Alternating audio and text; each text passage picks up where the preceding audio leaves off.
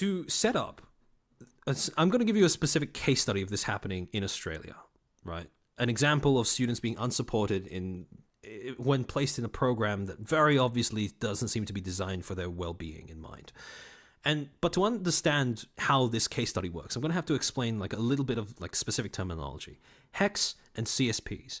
HECS in Australia is basically the government's way of paying your university fees for you. And, what happens is these university fees get put into the form of a low interest loan that you only have to start paying back once you break through a certain tax bracket. Scarling, maybe people who experience those health issues tend to get into studying them and working on them for others because they are more aware of the weight of their symptoms that come, and as a result, nobody does the same for them. Yeah, a large part of this issue all consists of essentially just medical students being expected to be the future backbone of our healthcare system while having precious few ways of looking after their mental health. So yeah, the second term that I want to introduce to you guys is CSPs, Commonwealth Supported Place. This is basically the position in your course, in your university, that is paid for by the government. Now, something really important that I want you to keep in the back of your mind is not all CSPs are made equal. Some CSPs will come with additional terms, conditions, and obligations that other CSPs don't have. I want you to put a pin in that because we're going to be coming back to that later on in the stream. The second thing that you're going to need to understand is a little bit about Australian geography. It's really short, so don't worry. Essentially, a lot of Australia is only good to live on if it's around the coastline. We don't care about this section. Since Tasmanian tigers died out, this has been pretty mid, to say the least. But yeah, a lot of our cities, a lot of our infrastructure is concentrated around the coastline of Australia. And part of the reason for that is the more you move inland, the more this region is just a desert, right? But also, because of the fact that a lot of our infrastructure and stuff is concentrated around the coastline, the more you move into rural areas, the less infrastructure is proportionally divided amongst the communities. As a result of that, Australia is facing a bit of a problem with the way that healthcare is done in rural areas, because what tends to happen is that either healthcare facilities aren't located close enough to rural communities, or the healthcare facilities that exist in a rural community are under strain because they don't have enough staff to look after that particular community, right? And this maps without New Zealand. Look, as much as we like to pretend that New Zealand is part of Australia, it's really not. So this is like New Zealand light. But anyways, so as a way of addressing this particular problem, right?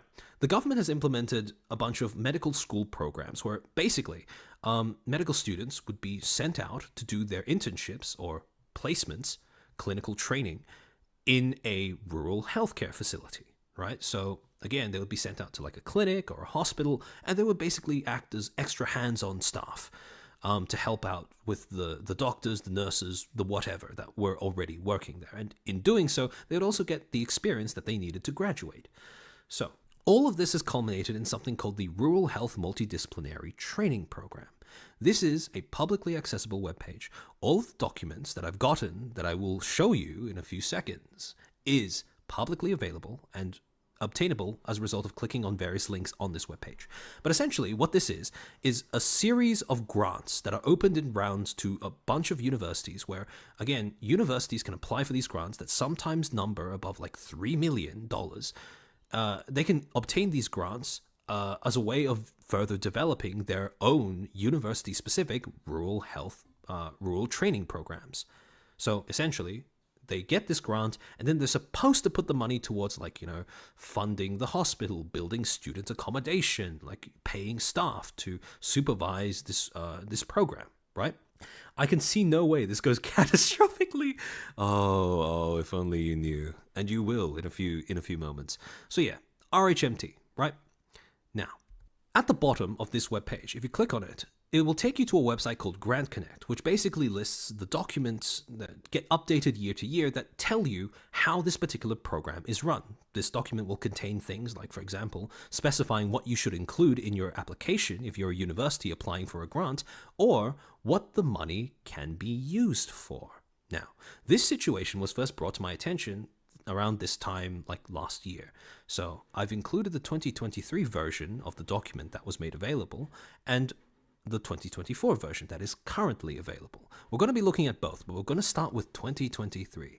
There are a few things about this document that I really want to dig into. So, first thing, it's always a good thing when you look at something that's supposed to be like a welfare or well-being initiative and that you see it has KPIs, right? Now, usually, I mean, like, you know, if you're a government, you're spending millions of dollars on something, you probably want to be able to keep track of how well something's working, right? So, again, KPIs on their own, not a bad thing. But the reason why I tend to be suspicious when I see it in this kind of document is because how well it works or how well it's measured in terms of, like, you know, how you evaluate its effectiveness, that is entirely dependent on what they choose to keep track of as part of the KPIs. Because once you name your KPIs, it becomes more about satisfying those KPIs than perhaps working towards the goal that is, you know, it tends to be a case of you stop working towards the goal that's behind the program and you start working towards just satisfying the KPIs, right? So what are these KPIs? At the end of the document, they list out some of them in a section called Core Requirements. Now, there is one specific part of Core Requirements that I want to really emphasize when it comes to the 2023 version of this document.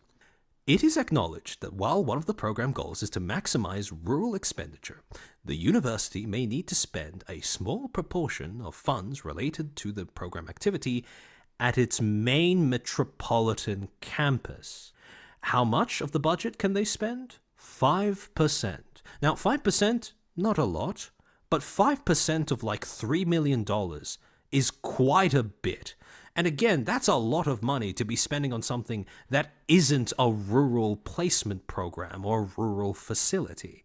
So again, this is a little suspicious, right? And then the second thing is, one of the KPIs that they explicitly bring up is that they expect a number of medical students, like, you know, equivalent to 25% of the university's CSP allocation. They have to undertake at least 1 year of their clinical training in a rural area. So essentially, 25% of all the CSPs in a university's medical degree, in order for the university to continue qualifying for this grant, they need to have at least 25% of those students do at least 1 year of training in a rural placement facility. And again, this isn't like a hard rule. I want to emphasize that this document, when it was made available, and, you know, to this day, when these documents are made available, they are always made available in the form of a draft, right? It's not guaranteed that this is going to be the final version of them. Spencer, if you don't mind me asking, what state are you in? I am currently in New South Wales. So, yeah, with rural medical training, this is not like a hard and fast rule, but it is something that they are encouraged, the universities participating in this grant program are encouraged to hit. So, usually, this ratio isn't a problem. This quota isn't a problem because, like I said before, these are students that are going to facilities that are understaffed.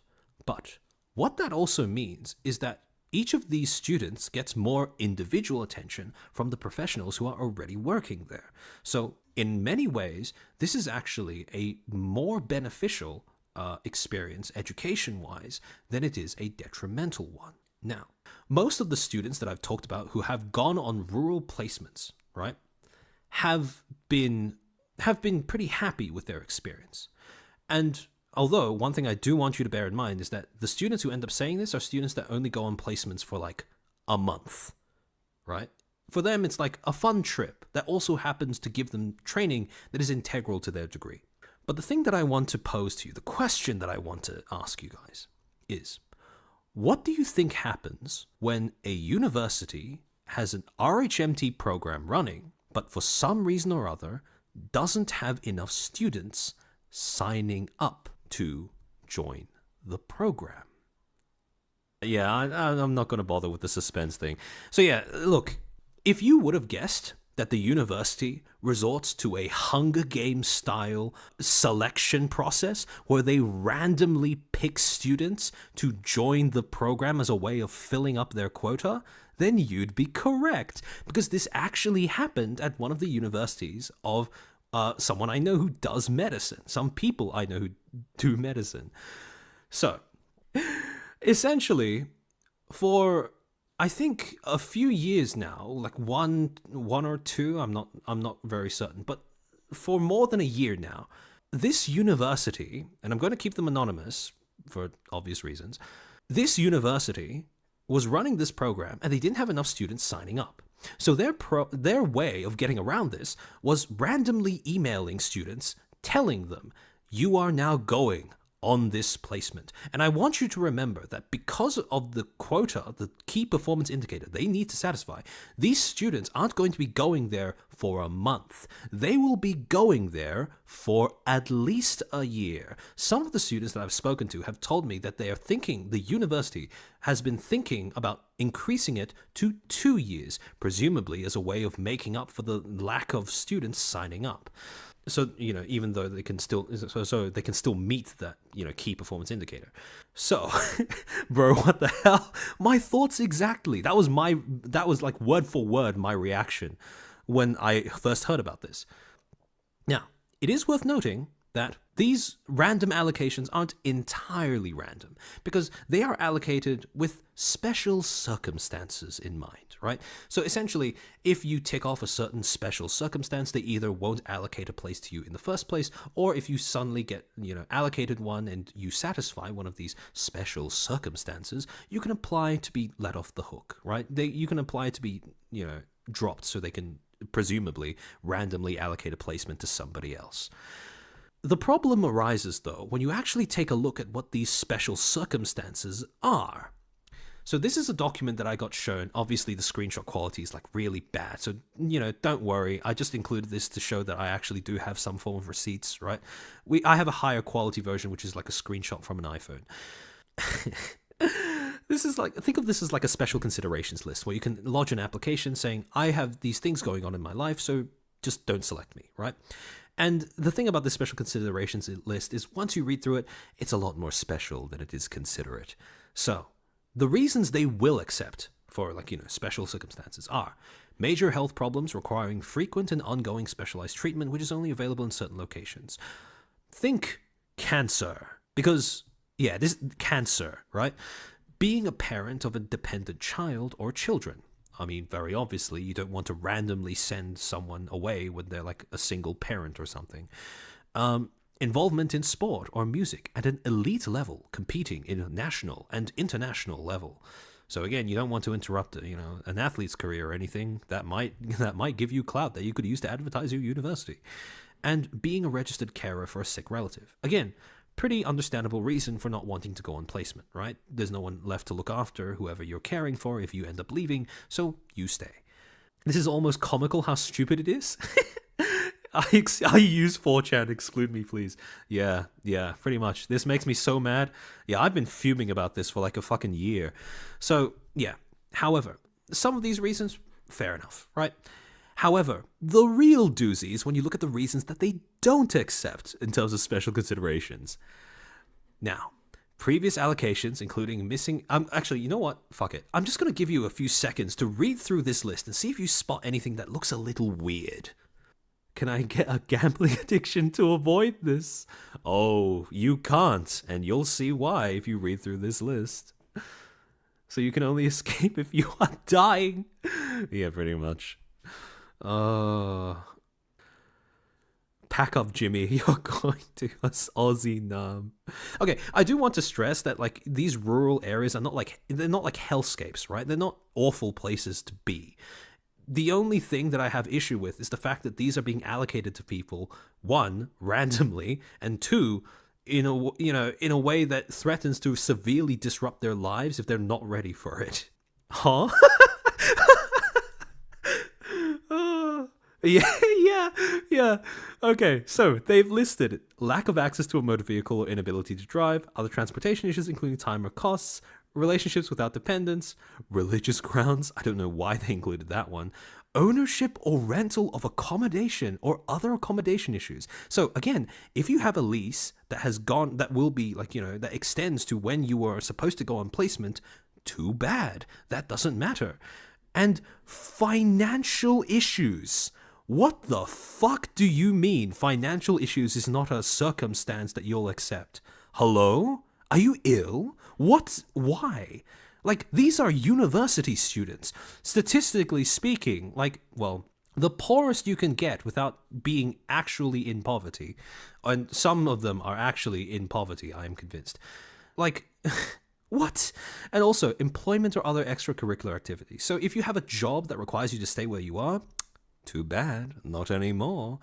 And the last one is unable to access your, basically the student website due to non-payment of student fees. The fact that they have financial issues and this listed on the same part of this document is fucking hilarious. Because it's like, oh, are you too poor to access the student website so you can decline this placement?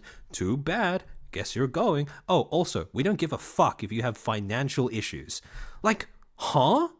This is someone high up in the university, presumably, has seen this list and gone, yep, that looks good. Let's ship this off to the students. This'll be fine. Like, hello? I'm a I'm a politician, am I excluded? Yeah, I don't know. Yeah, what the hell is other under accommodation issues? You see, I could only assume that they included that as like a catch-all term to like bat down applications if they had some sort of like rent problem or lease problem or whatever. But like, holy shit, this is so bad. So, okay, I want to be really fair, right? When they say special circumstances, maybe they mean special circumstances in the sense that these are the situations that they don't take into consideration when they're allocating the placement, but they will take into consideration if you put in an application form. But I want to emphasize that the students that told me about this, they did not get the impression that that was how things were working. So at the very least, that is a very severe miscommunication on the university's part. And if you publish a list like this, do you really expect your students to believe that you have their best interests at heart? Like, just the ownership or rental of accommodation and financial issues on its own are bad enough. But when you combine it with other stuff like this, and like religious grounds, which is more of a meme than anything else, it really comes across as you just don't give a shit about your students. So, the best part is, this isn't even free. If you get sent on this placement, you still have to pay a nominal fee to live there. Now, granted, the accommodation is only like $90 per week, which in terms of like, rent prices in Australia is actually pretty fucking good. But again, I want to reiterate that even if it's low, that doesn't fucking matter. Because the people who are being sent on this, who are being randomly selected, might not have a choice in whether they end up going, which means they might not have a choice in paying for this. So again, $2,610 if you pay early, and $2,970 if you pay monthly. So yeah, this is kind of like, this is just very, very much miscommunication. Yep. This is very rich. So again, like, you still have to pay for accommodation. You might not have a choice in going. But for a second, let's take a moment and see what they actually offer as part of these accommodation facilities, shall we? Because I got sent their university handbook. And in terms of what is provided, internet free of charge, fully furnished house or apartment equipped with basic kitchen equipment, ironing board and flat screen television, air-conditioned, heated, lockable bedroom with desk, bookshelf, bedside table with drawers, built-in wardrobe and under-bed storage, lockable storage pantry and laundry cupboards, and nothing else. In terms of what you need to bring, you have a whole bunch of personal stuff to do with, like, bedding, toiletries, hygiene products. You need to bring clothes hangers and a desk lamp, as well as your own clock. And in terms of things that the household in general is going to require, you need your own kitchen utensils, your own knives, your own detergent/sponges, your own cooking equipment. Like, what the fuck? Like, hello? I just said, like, right at the beginning of this stream, I pointed out how Australia was in the middle of like a cost of living crisis. And holy shit, is it bad? Because again, they don't pay for anything besides this, and you have to bring all of this stuff yourself. For reference, so essentially all their funding is the house that you are sleeping in, the water you get to drink, and the air you get to breathe. For reference, the bottom rung of Maslow's hierarchy of needs has 6 items, and they've basically ticked off like 3 of them, or like 4 if you include sleep. You still have to bring everything else yourself. Your own, like, you still have to pay for your own groceries, first off. You still have to pay for your own clothing, or bring your own clothing. Now, presumably, right? No electric kettle. Yeah, that's right. So you're going to have to boil your own water and bring your own thing to boil it in. So, again, I want to really stress, a good deal of your living costs is going to come out of your own pocket, even while you're there, right? And especially if you don't take employment or something like that into account, I feel like it's not that unreasonable to say that that is an unreasonable expectation.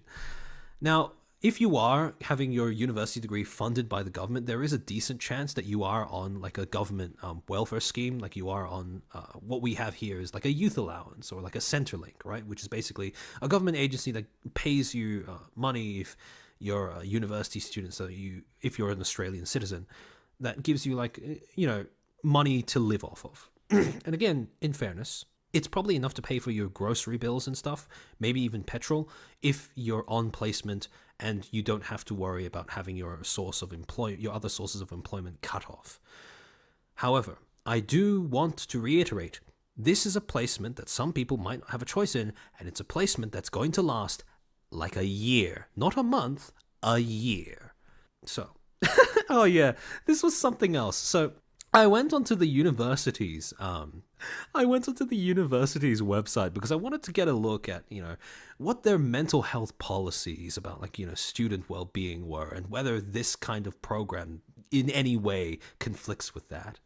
And when I tried clicking on this link to the Australian University Mental Health Framework, when I tried to click on that link, I got a fucking 404 error. You can't make this shit up. And the best part is, I went back, right, and I tried to click on the other links as well. I clicked contact us, and it did the same thing, where it brought me to a fucking 404 page. Now, to be fair, when I clicked on well-being and mental health strategy, that link did work. And as of this stream, right, I checked yesterday night as I was preparing for this stream. I checked, all 3 links are now working. So thankfully, someone noticed and they fixed the web page. But the irony of this at the time that I was finding out about the whole situation was just it was almost scripted, right? So yeah. Tax dollars well spent. Health not found? Exactly. So yeah, I thought that was funny. Okay, so in the case of this particular story, it does have a little bit of a happy ending. Now, the new iteration of this document, okay, the official sensitive in red at the top might not look good, but I promise this is a publicly available document, right? So the 2024 iteration has quite a few differences from the 2023 iteration. And the 2023 iteration was like a document that was made in, I think, like 2017 or something. So it was really old. But the newer iteration has a few differences from the old version. First, in terms of the KPIs, they've updated it so that there's no longer like a 1-year requirement. Now they just want 100% of the CSP allocation to enroll in a rural medical school program, which is, again, pretty reasonable, because usually this means that you have, I know that UNSW is doing this, where their medical students in, I think they're like 5th year or something, all of them have to go on a rural placement, but that placement is only for like a month. And again, a lot of the reviews that I've heard from the students who have gone on this medical placement program have been great, right? They've had a great time. They've seen how it's useful to their degree, how it helps them prepare for their medical careers. And again, it's just a month, so it's not that intrusive on their life outside of their degree. The second difference is that they've gotten rid of the 5% thing in the previous agreement, where now the money cannot be used for any activities conducted in metropolitan areas. So that was something that I felt was pretty weird about the previous one, that has now been like a loophole, if you will, that has now been sort of shut, right? So Thank goodness. Yeah, that's exactly how I felt reading this. So thankfully, they have, they've changed and grown as a person. So I don't know how that particular university is doing. I don't know if they've changed their rural placement program to match this specific thing. But again, it's only for this year. I haven't really checked in with the people who told me about this. So maybe they have, but I'm hopeful that the situation has improved if it's reflected in the documentation that dictates how these grants are given and how these grants should be used.